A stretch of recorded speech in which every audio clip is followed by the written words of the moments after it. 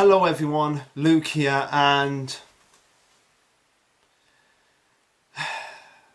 we all know the news by now that Doctor Stone is in its final arc. Now, I put final arc in quotations because the title of this chapter, I shouldn't say the ending page, the title of this chapter seems to put a wrench in that, but here we are, we're in the final stretch of Doctor Stone, and what can I say? 4 years, possibly 2 more after this to make 6 years. It's been quite a ride. Now, I say 6 years because I feel like that would be a perfect spot to end on chapter 333, the same as I Shield 21, Inagaki's last series that he did before Doctor Stone. Yeah. Now, I am sad about this, but probably even more than The Promised Neverland, because Doctor Stone is my favourite series. But I'll save it until the end on what I'm going to be doing after Doctor Stone, since the series is ending, and there's all these new series that have been coming out recently, like Witch Watch, Ayakashi Triangle, Red Hood, which will probably be cancelled in the next few weeks. Let's be honest. But yeah, so there'll be stuff to look forward to. But for now, let's just dive right into the chapter.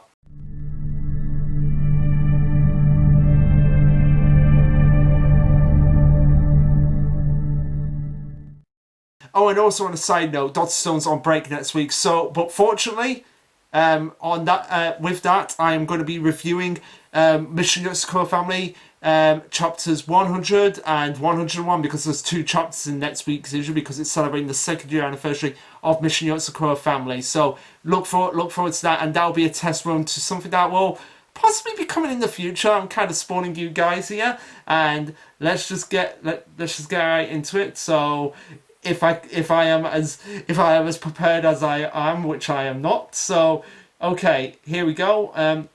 Yeah, so this will be. Let me get to it.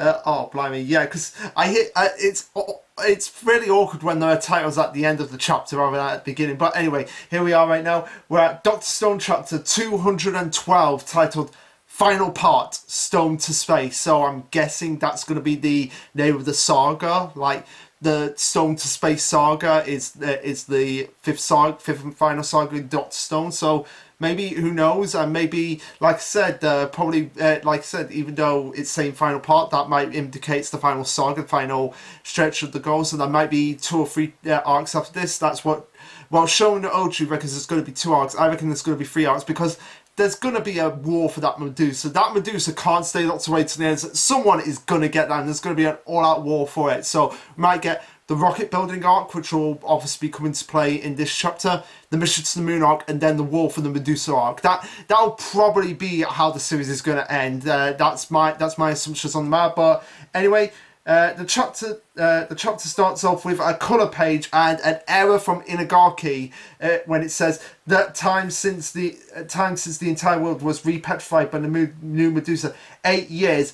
Yeah, you're kind of a bit off there, Inagaki, considering the year 5751, and that happened in 5742. So 9 years. Now he has gone on record saying that he was probably referring to Suika when Suika woke up. That's probably what he was meaning to, and he's going to correct it when the volumes come out. So maybe when volume 24 comes out of Doctor Stone, we might actually get the correction here. So fingers crossed for that. But yeah, this pretty much confirms that Suika was petrified for 2 years, woke up, and she was on her own for 5 years. So that pretty much confirms that mystery of like what year Suika got unpetrified. It was in the year 5744.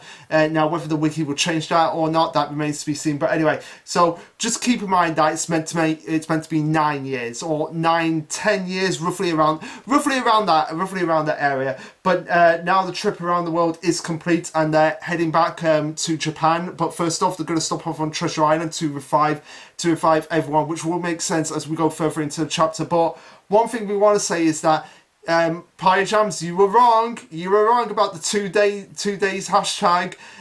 So yeah, gotta call him out on that one. You were wrong, man. we get the title page. Which shows Senku, Kohaku, and Ukyo just making a campfire. In the background is Mount Fuji, and also various objects that they've created over the years, including motorcycles, vehicles, and the like. And there's a particular, and they're looking at particular more realistic here, which maybe means that we might be getting cars coming up soon, along with the building the rockets. But anyway, we'll see on that front. Anyway, we start off on Treasure Island when we see Soyuz and Amaryllis both being revived, and of course they're immediately like, "Oh yeah, they're back! We're finally revived! Senku and everyone's back! Yay! Let's get on with this."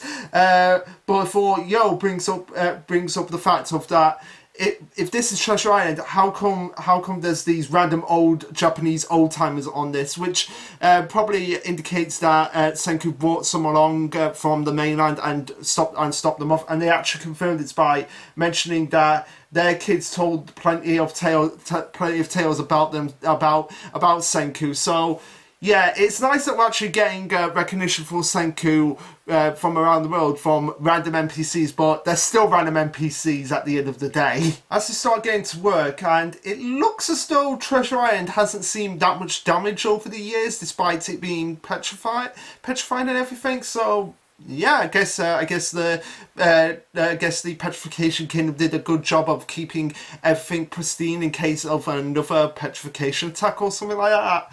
I don't know, but anyway, as they start getting to work on the secret project, Senku actually brings up like, how's Treasure Island's special mission coming along? And Chrome and Suiko are like, special mission? What are you talking about, Senku?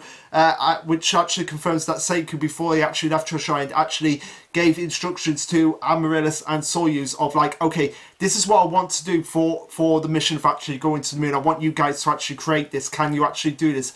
It happened off screen, but one of the phones actually confirmed like Senku instructed them to actually stay behind, not just on Treasure Island, but also in Ichigo Village, to actually create various objects that are going to actually be useful in the final arc or the final saga. Soyuz mentions that since they were petrified for so long, they're pretty much behind schedule, but of course the reinforcements and resources from the mainland are also going to be helping them out. And this is where we get a little bit of Gen being his old mentalist self by saying like, someone's taken to the role of island ruler like a fish to water, and obviously Soyuz is getting embarrassed by this, like, yeah, I'm still pretty new to this, because from his perspective, it's only been a few months since he actually became the leader of Treasure Island. Although some people were making assumptions that Amaryllis is carrying his baby, but we never get any confirmation about that. So maybe they are together, and it's just not confirmed at this point. It might get confirmed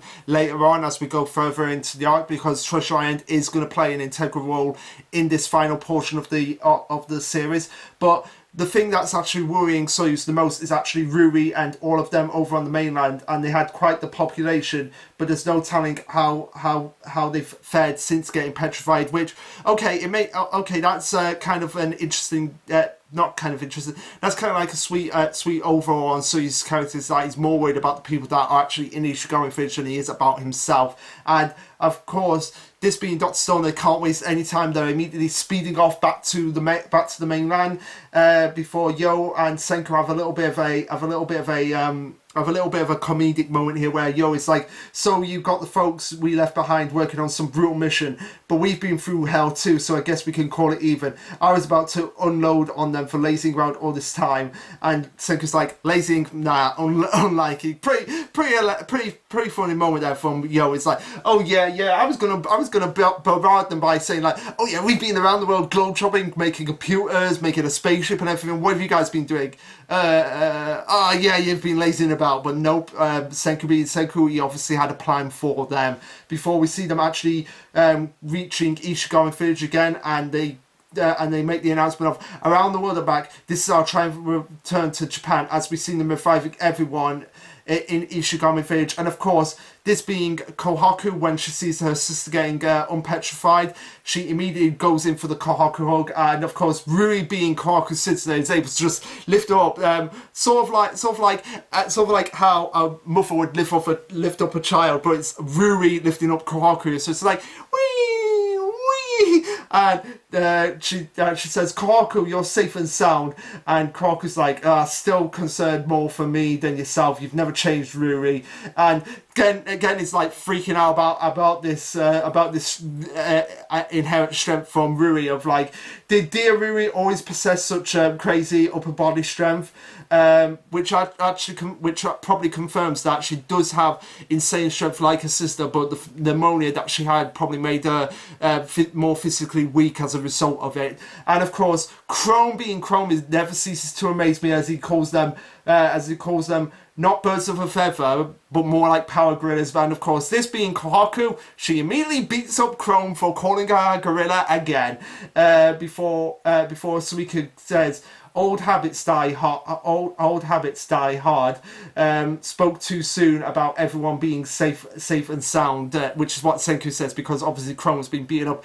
Quite odd that nobody in this chapter is like from Ishigami Village, because you figure this would have actually been something that would have actually been brought up. Suika growing up, like you figure that would have been brought up from Ruri, Kokyo, Ruri and Kawaku's father, Jasper, Turquoise, Mariah, especially Mariah. It's amazing how Mariah wasn't in this chapter at all.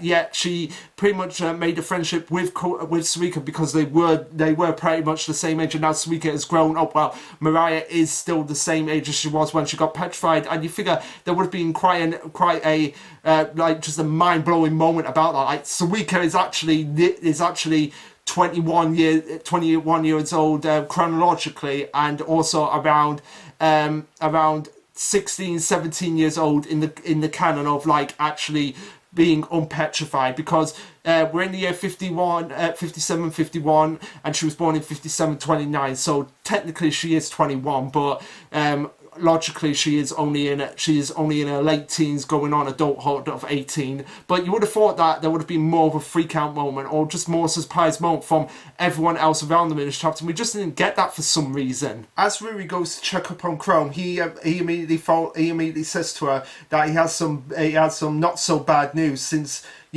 they were petrified for a while. Ruri and him are basically the same age now, because Chrome at the beginning of the series he was like 2 years younger than Ruri, but now that he's been unpetrified and been out about for 2 years, as a result of that, they're practically the same age. And I guess you would consider Kohaku of that, because wait, is Kohaku the same age as Chrome? Let me look this up so that I'm not making assumptions here. Kohaku, Dr. Stone, Kohaku, Wiki. Yeah, here we go. So Kohaku, how old is she technically in the series? So yeah, she's 25 chronologically, so I guess she's a little bit old. So I guess now she's the older sister technically than Ruri. But yeah, yep, 57, 22. So let's go down and see. Yeah, let's go Chrome and see here. Chrome, here we go.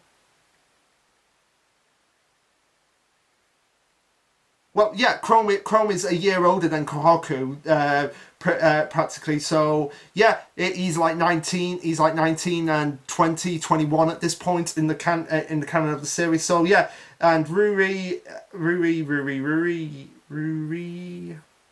Let's have a look at Ruri, good old Ruri. Yeah, pretty much the same age. Yeah, pretty much the same.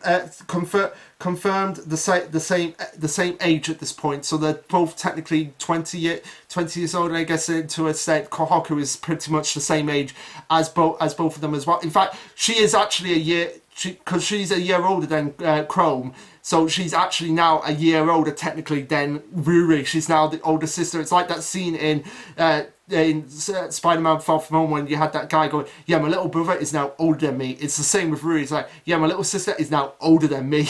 So yeah,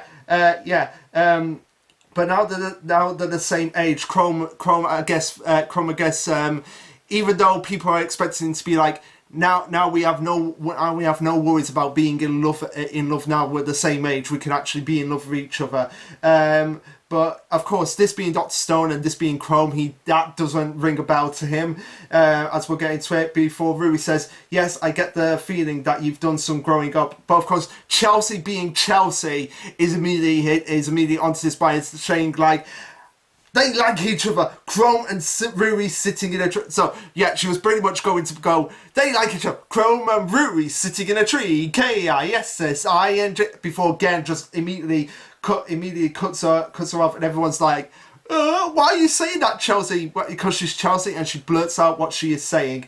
But Chrome doesn't pick up on this sign and just immediately assumes like, yeah, everyone likes Rui in the finish because she's so likeable. And Rui's like, even though she says, glad to know you think so, I guess she's probably thinking, oh my god, Chrome, will you just get a brain already? As everyone else is saying, not even a millimetre of progress on that front. Chrome's the boy who never grows up, a man with the mind of a child. And Suika, of all people, is like, maybe we should have let Chelsea just spill the beans right there. Yeah, you should have done like right now. You should have had Chelsea going like, Chrome, you and Rui need to get married already. Continuing on, Chrome actually says to them that it's a great job that they were able to find time to build a stone wall to defend everyone. And Senku even brings up the fact that, yeah, because of this stone wall, it saved them from actually a log actually smashing away their statues and basically having a game over. But Ruri and her father Kokio basically say, "What are you talking about? We did not build this wall." And this is where we get the reunion of Suika, Chalk, and Sagari, as we see immediately on the reunion. Chalk and Sagari recognise Suika in an instant and just go in for the hug, and again brings up like, oh, of course they weren't human, so they were obviously unpetrified, and I guess they weren't swallows as well, so they were unpetrified. And they actually bring up on the fact that they're impressed that they actually were able to stay alive these 10 long years. So if we're going by math here, when they were petrified, everyone was petrified. So I guess 10 years. So I guess let's go by just ballpark estimate. They were between 1 and 2 years old. So now I guess they're 10. I guess they're 11 and 12. I guess that's what we're going with the ages here, that to make this make sense, they were 11 and 12, because I don't think Chalk's breed of dog can actually be alive or that much into like the 20 years. So I guess this is the most logical step for them to actually go off here. Okay, they were 1 and 2 years old, so now they're 11, 12, Chalk and Sagiri. But anyway, they're amazed that they were able to build a stone wall, and all this time they were protecting everyone, not just everyone in the village, but also the families that they've actually, because they actually have families now. Chalk and Sagiri are actually parents, which it makes me want to get a spin-off manga volume, like the Byakuya reboot, which I'm looking at right now. I want to get a spin-off of finding out exactly what Chalk and Sagiri were doing all that time in those 10 years when everyone else was petrified, like how they met their mates, how their families came together, and how they got the inspiration to actually build this wall. Well, we know in this chapter how they got the inspiration, but how they actually figured it out, because some people are a little bit confused about when we actually get the reveal of like how they got the inspiration to build this wall, which we'll get into in a minute. So we can continue to get teary-eyed about this, the fact that they both have families now, and she actually has to let them go and be with their families whilst they're all doing everything. And she says a tearful farewell to them both, and immediately on the next page. Now I've just got to talk about Suika's cloak here. Wow, that poncho really is like something of a cape now for her. So pretty cool stuff. And also she has obviously the Senku pouches, like with the bag and the pouch with the instruments in it. Always good to see Suika strutting her stuff and getting ready to do some actual science herself, more so than she was doing with the petrification and revival fluid. But anyway, continuing on, they say after Kokyo brings up how they're going to feed everyone after actually reviving them, but this is when Ryusui says, this is where we come in with our souvenirs from around the world, and we see Fran getting to work, and immediately after that we get we get Chalk and Sagare's families all coming together basically to be like, yeah, we're not going anywhere. And Quark was like, so much for the tearful reunion, and they're like, yeah, why not we live in harmony now. Before Fran says, I have just the culinary creation to fill our community with strength, and Yo thinks she's making more, Yo thinks they're making more onigiri, but no, it's actually sushi, which is the soul of Japanese rice-based cuisine. And yeah, everyone, not just the Ichigami people, not just Ryusui, but even Senku is just infused by sushi. Like, I guess that's Senku's favourite food. Like, sushi is Senku's favourite food, which would make sense, as he goes on to say, just the thing to draw out everyone's full power for the special mission ahead. And Yo's like, oh yeah, this is the thing that you were mentioning on Treasure Island. What is the thing that they were doing here? And Rui says, I'm glad you answered. Indeed, Senku gave us some blueprints so that while the rest of you were circling around grove trapping, all of us here on the Japanese mainland could make headway on one project in particular.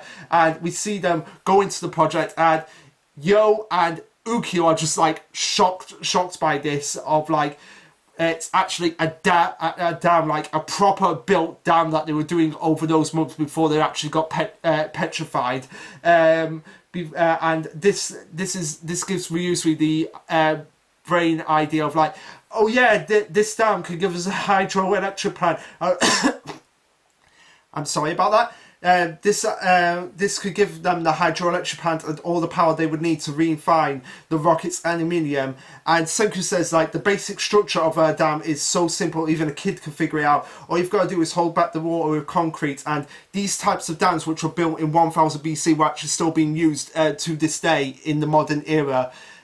Which pretty known but interesting fun facts from the series.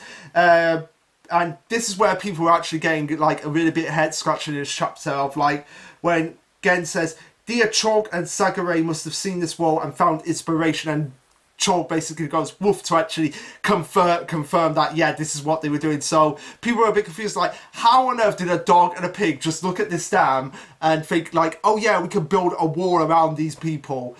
Like, come on guys, we have a kid with insane IQ that basically counted for thousands of years. I think we can let this one slide. Kozuki and Senku go on to state that ain't that clever putting bamboo inside the stone, and concrete reinforced not with steel but bamboo rebar.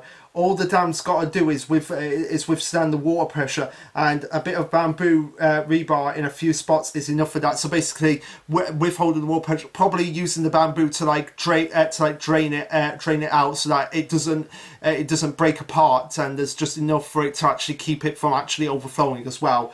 But anyway, this is where we get the big reveal of like where the spaceship is actually going to launch from. The first parts and pieces we crafted around the world,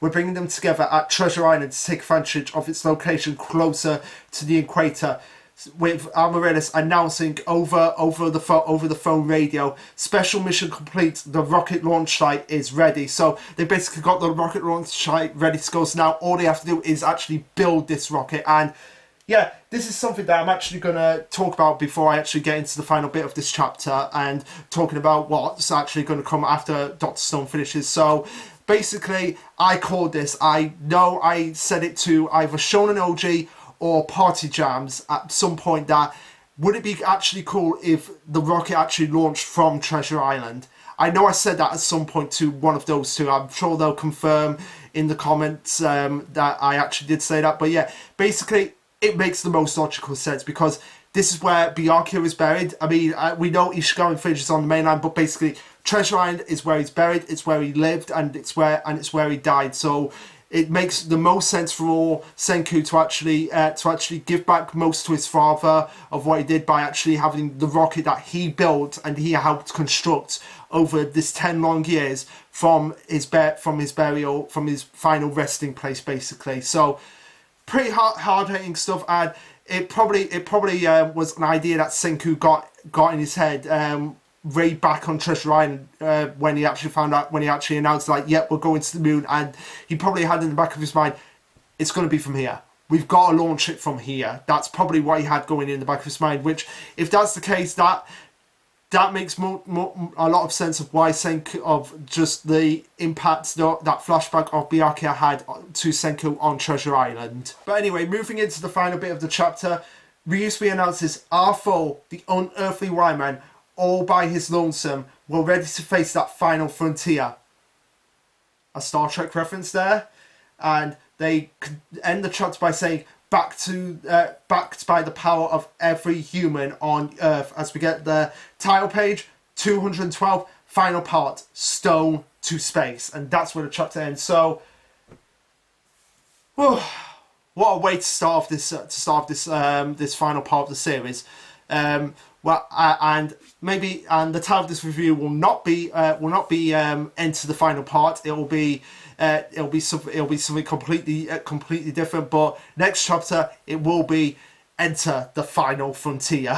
Something that will probably be the title of the next review. So yeah, pretty awesome stuff here. Got virtually no complaints about it. Maybe a little bit slow getting back with the Union, and it was just getting us all up to speed of, like, okay, this is what we need to do, and where we're actually going to build the spaceship.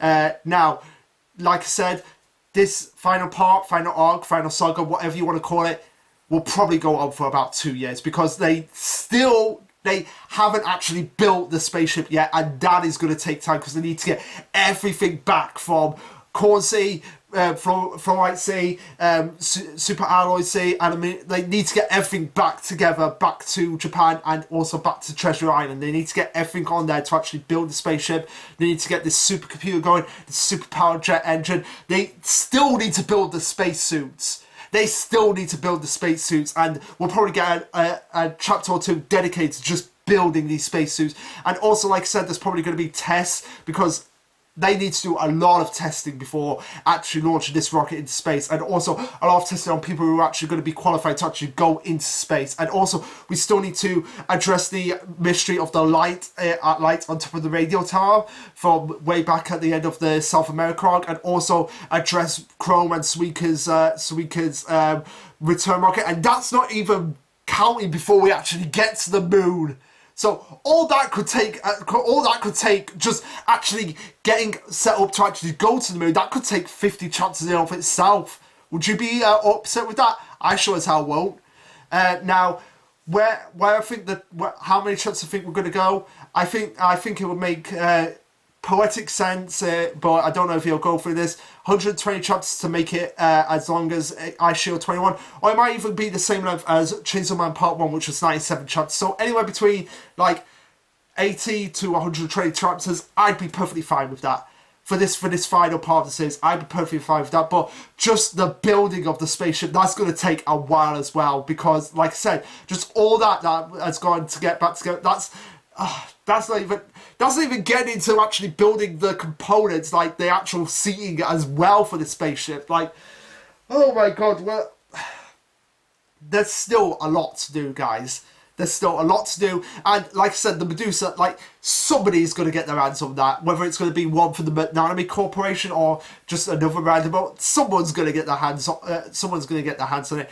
Now, in terms of what's going to happen after Dr. Stone ends, I asked around people on Twitter and Discord and on my own personal Discord, like, what do you think I should do? And it came down to 3 options. It came down to review Mission Yosakura Family, go back and do the backlog of Dr. Stone, because I didn't do chapters 1 to 160, or review Ayakashi Triangle. And ultimately I decided on this, guys. I'm going to do the backlog. That's going to come because people are saying, because Arbor on Twitter actually said, like, maybe if you go back and do the chapters that you didn't do, you can actually talk about how the series has evolved and changed since the beginning, and I can actually talk about the extra content, and obviously talk about the Byakuya the Byakuya reboot, obviously review that as well. So that'll be what I'll be doing. But also I'll be reviewing Mission Yotsuko Family. So the next series after Dr. Stone will be Mission Yotsuko Family, unless Mission Yotsuko Family ends before Dr. Stone ends. In that case, it will be Ayakashi Triangle. And if that ends, then I will just wait until I find a series that I love and start reviewing that. Maybe Witch Watch. Like, so it'll be either Mission Yotsuko Family, but if that ends, Ayakashi Triangle, but if that ends, Witch Watch. It'll be something like that. So yeah, that's the plan, guys. And next week, obviously we're on break, so I'm going to be talking about Mission Yotsuko Family. So look forward to that. But anyway, what did you think of this chapter? Let me know. Like, subscribe, comment, all that jazz. Join my Discord, and this will be Lasherluke signing off. Later, guys.